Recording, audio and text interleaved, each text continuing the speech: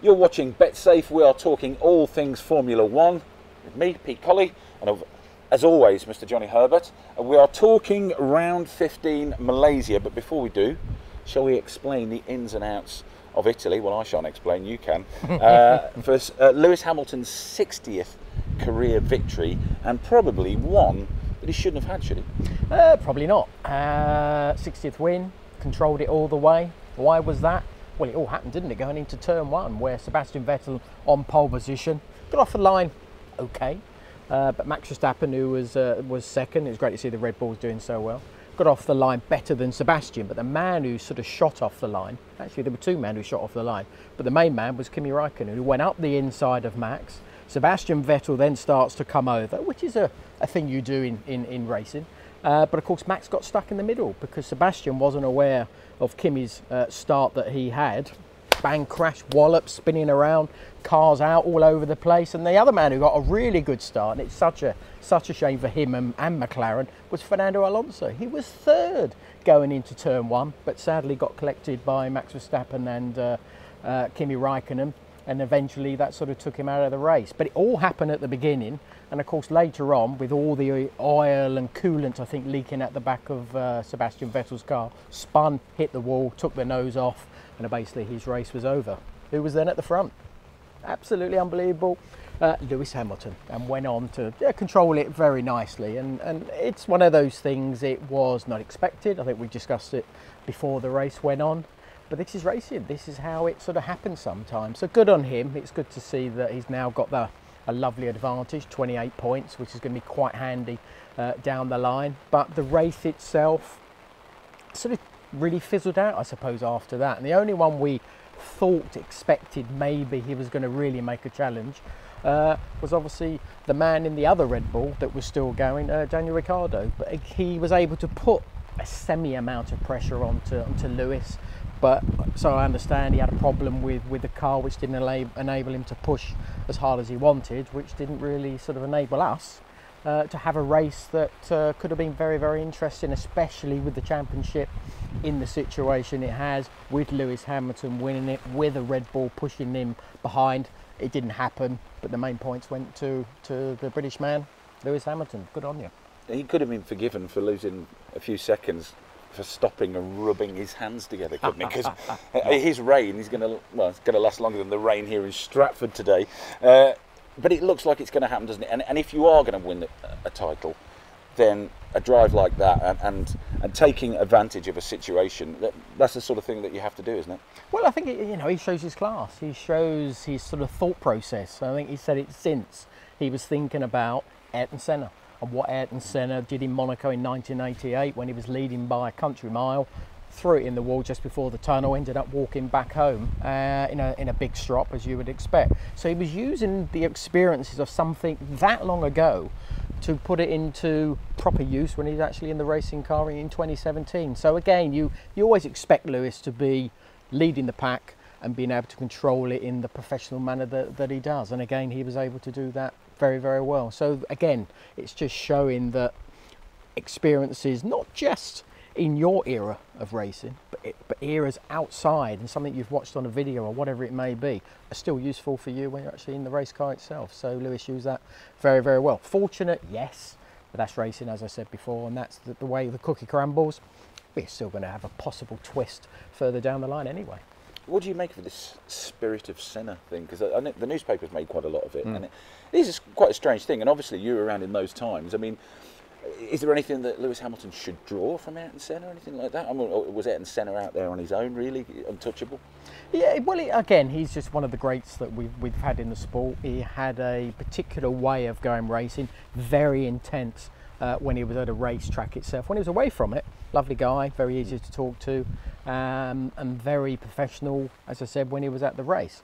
Then he tried to take all the energies that he possibly could and then just apply them to when he got into the race car itself. That's what Lewis is sort of doing now, and I think it's because he looks back at Ayrton Senna. Ayrton Senna is sort of the man that he always sort of looks up to, and I think that is something we're sort of seeing coming through when he's in the car itself. You know, Ayrton was one of those, he was always wanted to prove on the track that he was the fastest. Where you got the white lines on the track, Ayrton was always trying to keep in between them. Wasn't he cutting anything out?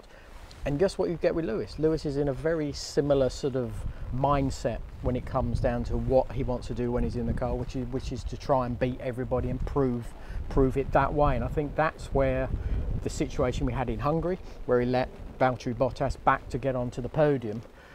I don't know if Ayrton would have done that one. That would have been a very interesting thing to see. But that's the nice side of the Lewis Hamilton. But obviously sometimes you always think that those 3 points that he lost still might come into play further down the line.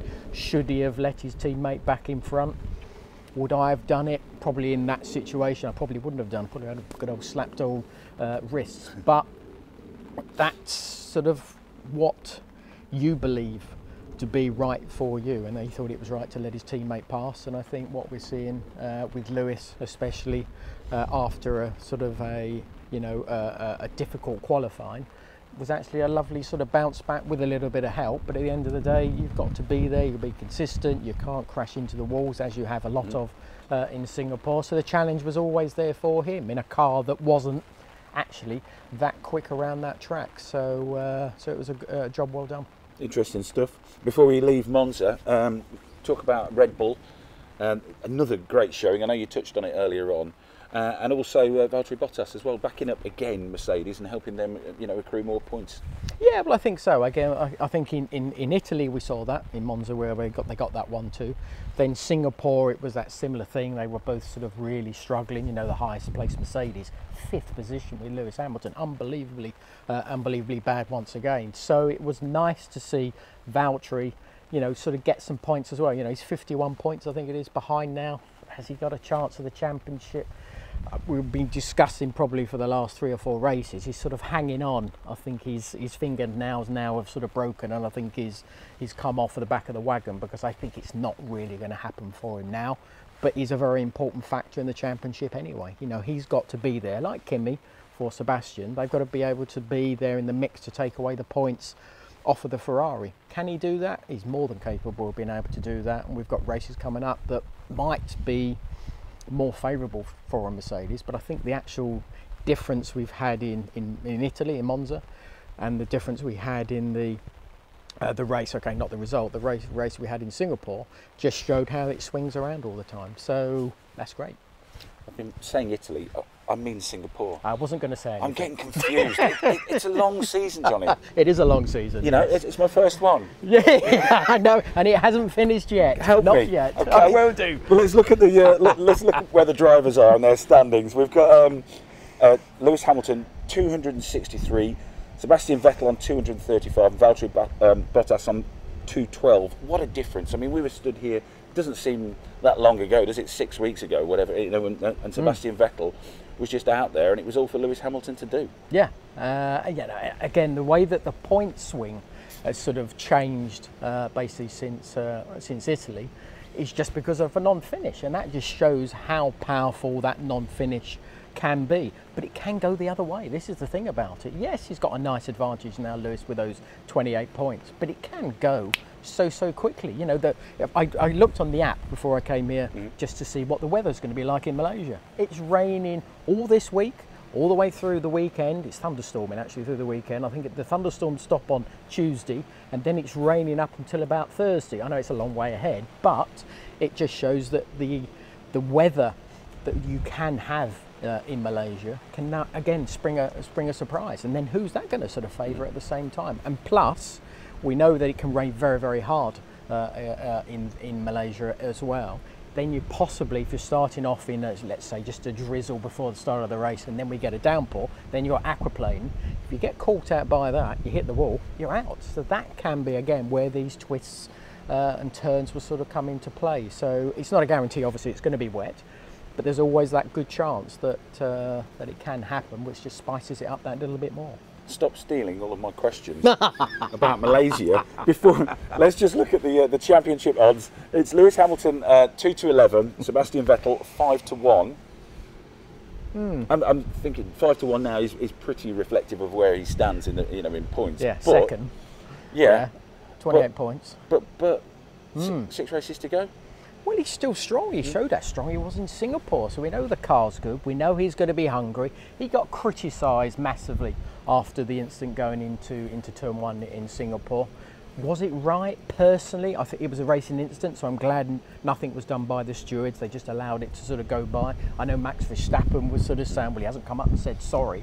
I think it was just the way the racing was. As I said, with the situation of mainly Kimi having that great start and not allowing Max to be able to sort of move out of the way of a sort of wandering Sebastian Vettel. But that's what it's all about. That's what this racing game is about. You've got to be aggressive, but you've also got to be aware of what's going on, and you can maybe criticise him for maybe not being aware enough, Sebastian Vettel, that is.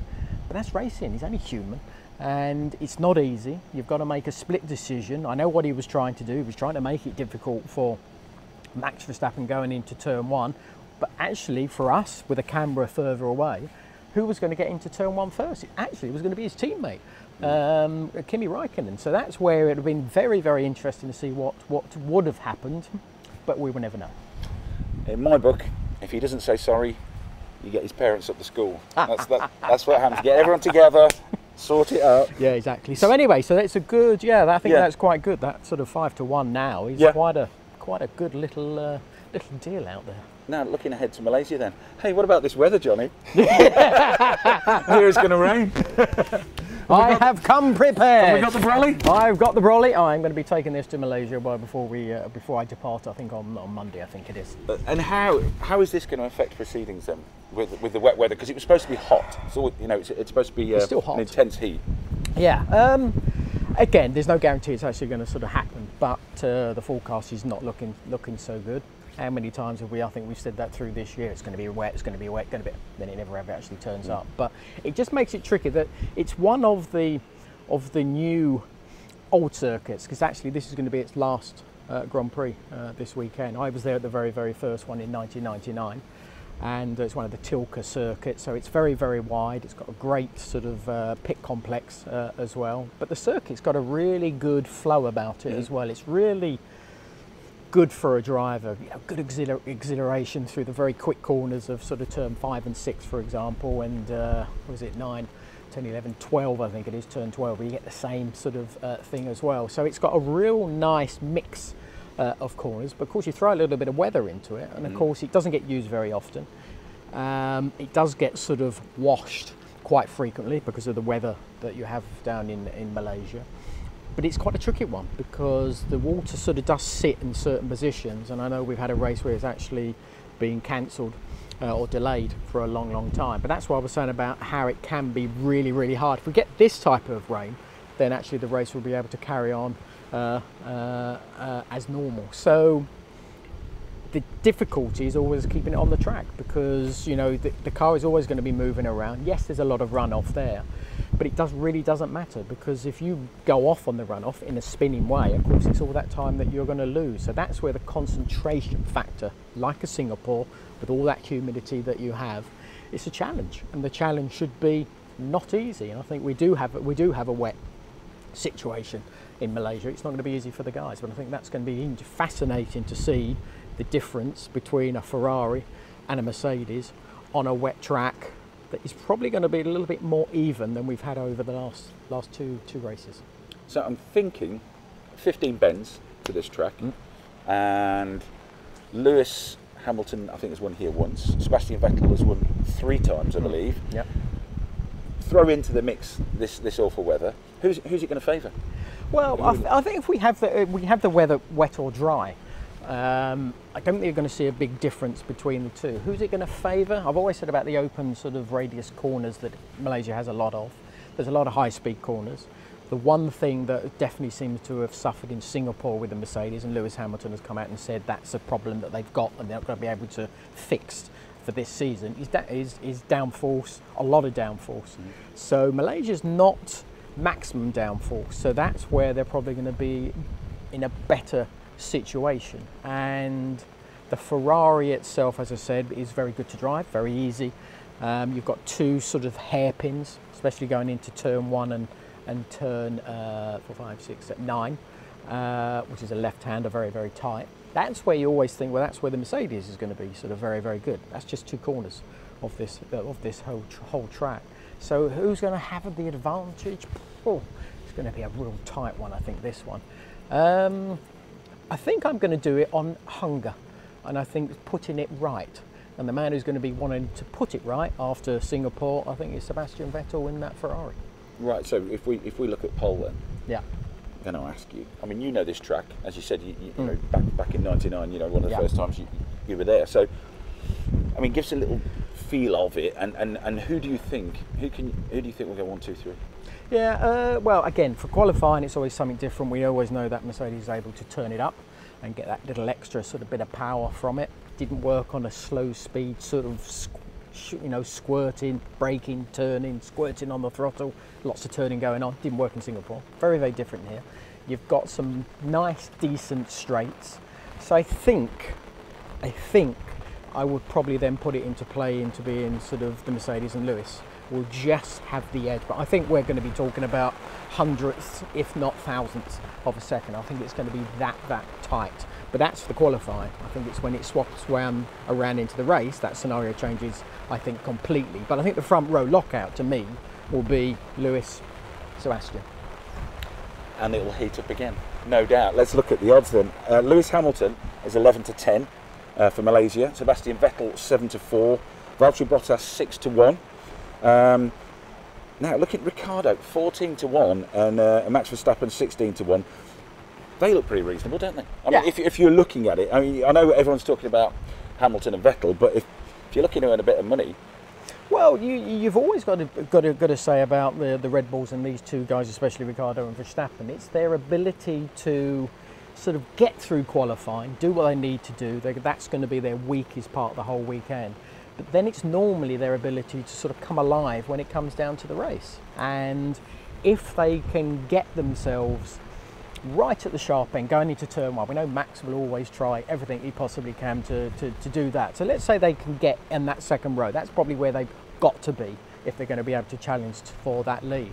Then there are two lines into turn one. It's not a normal sort of go on the inside, keep on the inside, then you sort of tuck in and follow around to turn two. There's two lines there, so that's where you can do the outside line at the same time, which makes you on the inside of the left one, and we've seen it time after time. We've had a couple of contacts that have gone on before, a couple of people have been taken out, but it gives you an opportunity. You've got to work it out yourself if you're going to be either over risking, as we probably saw with Sebastian Vettel in Singapore, for example, or you've actually got to sort of say, I've got to be a little bit smarter, which Sebastian didn't probably do in Singapore. Singapore, he should have just backed out and sort of said, haven't really got the start, got to keep on my normal line, be aware of who's going to come up the inside, and then carry on my race. That's what you're going to do in Malaysia into turn one. You've got the opportunity there of those two lines round turn one. You've just got to sort of give yourself space to be able to get through it from that point of view. So it's just going to be interesting to see if they can get in the mix, because their car looks pretty good at the moment, I have to say, that Red Bull. And the power unit itself, sort of the tag Renault, is actually not that bad at the moment. So I think we see that with Renault, with Hulkenberg is doing a great job. And Jolyon Palmer actually was a good job he did in Singapore as well. So it's good to see that the Renault power unit seems to have, I think, has improved a little bit. But it's at a circuit that probably is going to be a bit more difficult for them, just because of those, as I said, those sort of semi-long straights that it has all the way around the circuit. You know, the longest straight is really the sort of the back straight coming into the last turn, and of course the first in towards turn one. That's where the advantage of the Ferrari and the Mercedes is really going to come into play. Just remember, you heard it all on BetSafe. Now, we're off to TK Maxx to go and buy some Mickey Mouse umbrellas, and we're going to need them. You can check out all the latest odds on betsafe.com, and remember, you've got to be in it to win it.